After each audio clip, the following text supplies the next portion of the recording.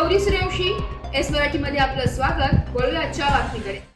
दिंडोरी तालुक्यात सध्या अनेक ठिकाणी रेशन वितरण केले जाते. मात्र गेल्या 5 ते 6 दिवसांपासून तालुक्यात रेशन वाटप करणाऱ्या ई-पॉश मशीनची बत्ती गुल होत असून लाभधारकांना धक्के पे धक्के बसत असल्याने ग्राहक वर्गामध्ये संतापाचे व नाराजीचे वातावरण निर्माण होत आहे.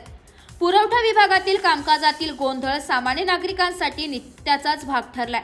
गेल्या काही दिवसांपासून ePOS electronic point of sale या मशीनचा सर्व्हर डाऊन होत असून रेशन दुकानातील धान्य जशी जशी या मशीनमध्ये रेंज येईल तसे तसे धान्य ग्राहकांना वितरित केले जाते. मोलमजुरी करणारे शेतमजूर व इतर सर्वसामान्य नागरिक धान्य घेण्यासाठी येतो आणि तासनतास रांगेत उभे राहून नाही रिकाम्या हाती परत जातो. या गोष्टीला धान्य वितरण करणारे दुकानदार देखील वैतागले असून धान्य वितरित कसे करावे असा प्रश्न त्यांच्या पुढे पडत आहे.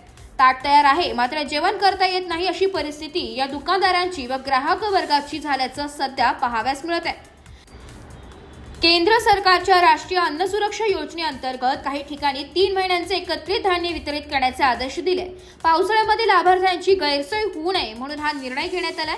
आज शासनाचा निर्णय योग्य आहे, परंतु या सर्व्हर डाऊनमुळे रेशन वितरण रखडल्याने लाभार्थ्यांना रेशन उपलब्ध असू नये माघारी जावे लागत आहे. एस मराठी न्यूजसाठी बापू चव्हाण, दिंडोरी.